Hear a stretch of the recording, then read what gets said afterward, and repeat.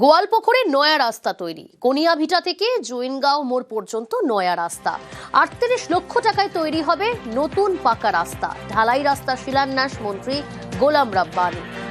10 বছর পর পাকা রাস্তা পেয়ে খুশি স্থানীয় বাসিন্দারা। এখন আমাকে খুশি হচ্ছে, এই রোডটা বনলে আমার খুশি হচ্ছে। আমার গ্রামের লোকে যাতে আসে অসুবিধা ছিল, এখন অসুবিধা আমার দূর হয়ে গেল। অসুবিধা তো 11 সাল থেকে ছিল, 10 থেকে 11 সাল থেকে। এখানে আজকে ফিতা কাটলো, এই রাস্তাটা উদ্ঘাটন হচ্ছে। কিভাবে যাতায়াত করতেন? এই কাজটা হচ্ছে, খুব খুশি। এই রাস্তাটা দীর্ঘদিন থেকে দাবি ছিল। জৈনগাঁও গ্রাম পঞ্চায়েত কয়নাবিটা গাঁও, ওখান থেকে রাস্তাটা হবে এখানে জৈনগাঁও মোড় অবধি 900 মিটার রাস্তা। এটা পথশ্রীতে করা হয়েছে। কত মানুষ উপকৃত হবে? এটা কয়টা গ্রাম উপকৃত হবে। স্বাধীনতার পর প্রথম পাকা রাস্তা। প্রশাসনের উদ্যোগে খুশি গ্রামবাসী। পূর্ব মেদিনীপুরে পটাশপুরে উত্তর চৌমুখের ঘটনা। দিদিকে বলো কর্মসূচিতে আবেদন করতেই রাস্তায় ছাড়। 2 কিলোমিটার রাস্তা তৈরিতে 98,64,000 টাকা বরাদ্দ। স্বাধীনতার পর প্রথম পাকা রাস্তা।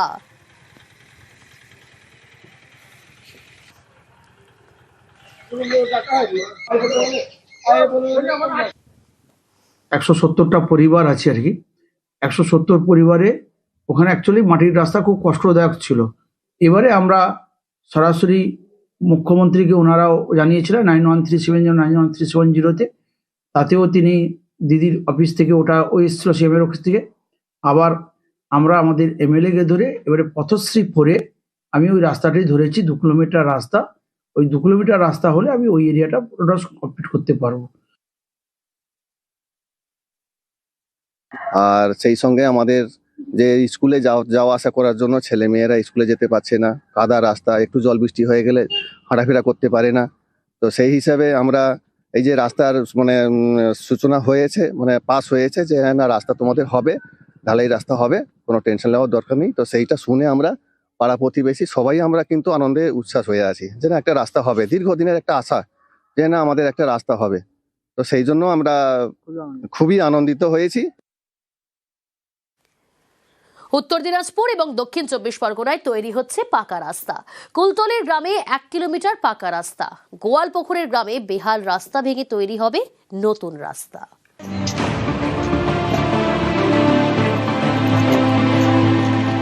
দক্ষিণ 24 পরগনার কুলতলির গোপালগঞ্জ। এখানকার পুরাতন জেটি লাগোয়া এলাকায় প্রায় 1 কিলোমিটার রাস্তা তৈরি হচ্ছে। স্থানীয়দের দাবি বছর 40 পর এই এলাকা পাবে পাকা রাস্তা। আমাদের প্রচুর সমস্যা হতো। একটা মায়ের প্রসব বেদনা উঠলি যা পরিস্থিতি, আমাদের ঝোড়াই করে কোলে করে নিয়ে তবে আমাদের সেই ঢালাই রাস্তায় সেই হাসপাতালে নিয়ে যেতে হতো। যা সুবিধা হবে, প্রচুর ধরনের সুবিধা হবে। আমাদের ছেলে পুলে পড়াশোনা আমাদের প্রচুর সুবিধা হবে। প্রায় 3-4 হাজার মানুষ এই রাস্তা দিয়ে চলাচল করে এবং দীর্ঘ প্রায় 45-46 বছর এই রাস্তায় একটা ইট পর্যন্ত পড়েনি। এবং সেই জায়গা থেকে আজকে সুন্দরবন বিষয়ক দপ্তরের আর্থিক সহযোগিতায় এই রাস্তাটি 1,44 লক্ষ টাকা ব্যয়ে এই রাস্তাটা নতুনভাবে নির্মিত হয়েছে। নতুন ঢালাই রাস্তা তৈরি হবে উত্তর দিনাজপুরেও। গোয়ালপুকুরের ঝলঝলি থেকে কঞ্জাবস্তি পর্যন্ত শনিবার রাস্তার কাজের শিলান্যাস করা হয়। বছর 8 আগে এখানেই ঢালাই রাস্তা তৈরি করে স্থানীয় পঞ্চায়েত। এখন সেটাই বেহাল। এখানেই তৈরি হবে নতুন ঢালাই রাস্তা। পথশ্রী প্রকল্পে প্রায় 24 লক্ষ টাকা বরাদ্দ করা হয়েছে। রাস্তায় অসুবিধা ছিল, যে খাড্ডা ছিল দিকে, উদ্ঘাটন হলো, রাস্তা হবে, ভালো হবে, সবার কিন্তু যাওয়া আসার সুবিধা হবে। খাড্ডা আছে, তো খাড্ডার মধ্যে তো বাইক নিয়ে যেতে পারবে না, অনেক কষ্ট হচ্ছে। আজকে শিলান্যাস হলো, এটা অনেক খুশি হলো। এটাতে 900 মিটার রাস্তা হবে। ওই কয়টা গ্রাম এরা ভালোভাবে আসতে পারবে, যেতে পারবে, জল পাবে না রাস্তায়।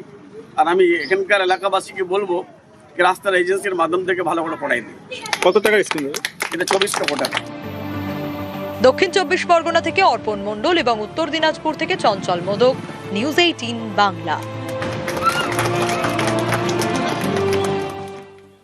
তৃণমূল নেতার ভাইয়ের রহস্য মৃত্যু। ফরাক্কার জোরপুকুরিয়ায় রক্তাক্ত দেহ উদ্ধার। তৃণমূল নেতার ভাইয়ের রহস্য মৃত্যু। ফরাক্কার জোরপুকুরিয়ায় রক্তাক্ত দেহ উদ্ধার। টেলিফোন লাইনে রয়েছে প্রতিনিধি প্রণব। পুলিশ সূত্রে কি জানা যাচ্ছে, কিভাবে মৃত্যু, পরিবারের কি অভিযোগ?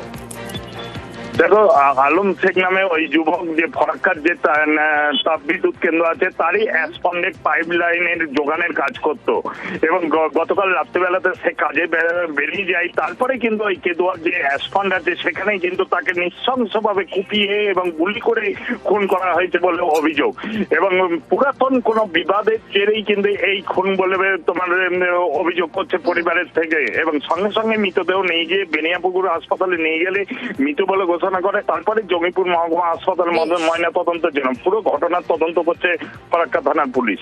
বেশ,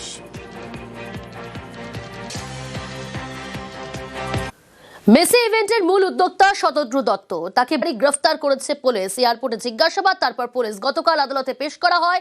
14 দিনের পুলিশ হেফাজতের নির্দেশ দেয় আদালত। শতদ্রু দত্তকে জেরা পুলিশের। বিধাননগর দক্ষিণ থানায় শতদ্রুকে জেরা পুলিশের। যুব ভারতের বিশৃঙ্খলায় ধৃত উদ্যোক্তা শতদ্রু দত্ত। গোটা জেরা পর্বের ভিডিওগ্রাফি করবে পুলিশ। অনুপ রয়েছে সরাসরি আমার সঙ্গে। অনুপ, ইতিমধ্যেই রাজ্যের তরফ থেকে তদন্ত কমিটি গঠন করা হয়েছে। তদন্ত কমিটির সঙ্গে সমন্বয় রেখেই কি জেরা করবে পুলিশ?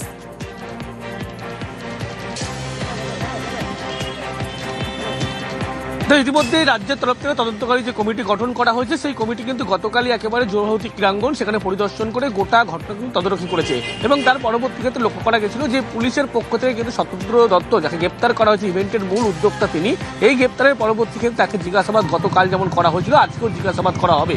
মূলত বেশ কিছু গাইডলাইন তদন্তকারী কমিটির পক্ষ থেকে দেওয়া হয়েছে এবং সেই গাইডলাইন ধরেই কিন্তু একেবারে জিজ্ঞাসাবাদ প্রক্রিয়া করা হবে এবং এই যে জিজ্ঞাসাবাদ প্রক্রিয়া কিন্তু ডিসি পদমর্যাদা আধিকারিক, থানার আইসি, অন্যদিকে একেবারে তদন্তকারী যিনি আধিকারিক তিনি থাকবেন এবং এই গোটা জিজ্ঞাসাবাদ প্রক্রিয়া সেটা কিন্তু ভিডিওগ্রাফি করা হবে।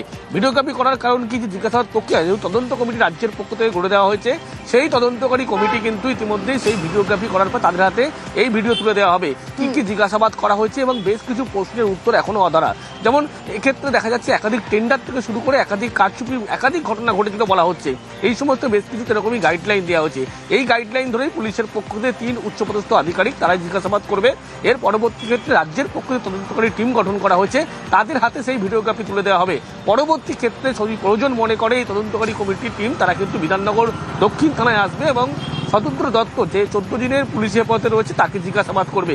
কারণ একাধিক প্রশ্নের উত্তর এখনো কিন্তু অধরা। সেই প্রশ্নগুলোই গাইডলাইন অনুযায়ী পুলিশের পক্ষ থেকে আজকে জিজ্ঞাসাবাদ করা হবে, এমনটাই জানতে পারা যাচ্ছে।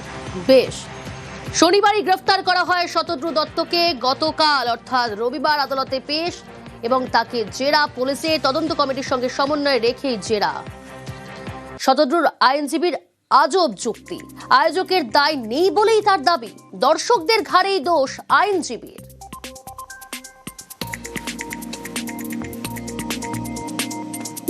একটা অর্গানাইজারের যা অ্যাক্টিভিটি সেটা ইভেন্ট ম্যানেজারের অ্যাক্টিভিটিস থেকে সম্পূর্ণ আলাদা। একজন মাস্টার ফুটবল প্লেয়ার, যেটা GOAT, তো ওনার কাছ থেকে যে জ্ঞানগুলো পাওয়ার কথা সেইগুলো বাচ্চারা যাতে প্রপারলি পায়, তাই জন্য বাচ্চাদের সঙ্গে একটা সেশন ছিল। উনি ভিক্টিমাইজ হন, সার্কামস্ট্যান্সেসের উপরে ভিক্টিমাইজ হন, কারণ যে ভ্যান্ডালিজমটা হয়েছে তার সঙ্গে ওনার কোনো রকম ভাবেই সম্পর্ক নেই। ফেলিওর মানুষের টিকিট কাটার ফলে আমি চাইবো যে আমি একেবারে মেসির পাশে গিয়ে ছবি তুলতে পারি। যে সিকিউরিটি সেফটি রিজনগুলো নেওয়া হয় অর্গানাইজারদের তরফ থেকে সেইগুলোকেও প্রায়োরিটি দেওয়া উচিত। তার জন্য এরকমভাবে চেয়ার ছুঁড়ে বা ভাঙচুর করে তাদের প্রতিবাদ দেখানো আমার মনে হয় না খুব একটা এক্সপেক্টেড একটা ঘটনা। লিওনেল মেসি হায়দ্রাবাদেও গেছেন এবং সেইখানেও তিনি তার কাজকর্ম করেছেন, কোনো সমস্যা হয়নি। জজ সাহেব যে ডাইরেকশনটা দিয়েছেন, তদন্ত 14 দিনের জন্য তদন্তের ডাইরেকশন দিয়েছেন। উদ্যোক্তাদের গাফিলতি ছিল, সব দিক খতিয়ে দেখা হচ্ছে, জানান বিধাননগরের সিপি। অর্গানাইজারদের মিসম্যানেজমেন্ট যেন হয়েছে, শিডিউল তো ওদের ফলো করার কথা ছিল, দে ডিডন্ট ফলো দ্যাট। কে থাকবে না থাকবে তার মধ্যে যারা ছিল ওরা পাস দিয়েছিল, তো তার মধ্যে ওদের ক্যামেরাম্যানস, ওদের ব্রডকাস্টিং টিম, তার মধ্যে CRPF এর একটা সিকিউরিটি কর্ডন ছিল, ওরা সাথে নিয়ে এসেছিল। তারপরে কিছু লোক ওর অ্যাড হয়েছে তার মধ্যে, যেটা হয়েছে আপনাদের সামনে পরপর ইভেন্ট ছিল, তো যারা ইভেন্ট পারফর্ম করবে ওদের জন্য ওরা পাস দিয়েছিল, ওরা অ্যালাউ করেছিল ওদেরকে। এইভাবে অনেক লোকই ওখানে ছিল যারা পারফর্ম করবে one after another, but because of the mismanagement ওরা ঠিক মতোটা করতে পারেনি।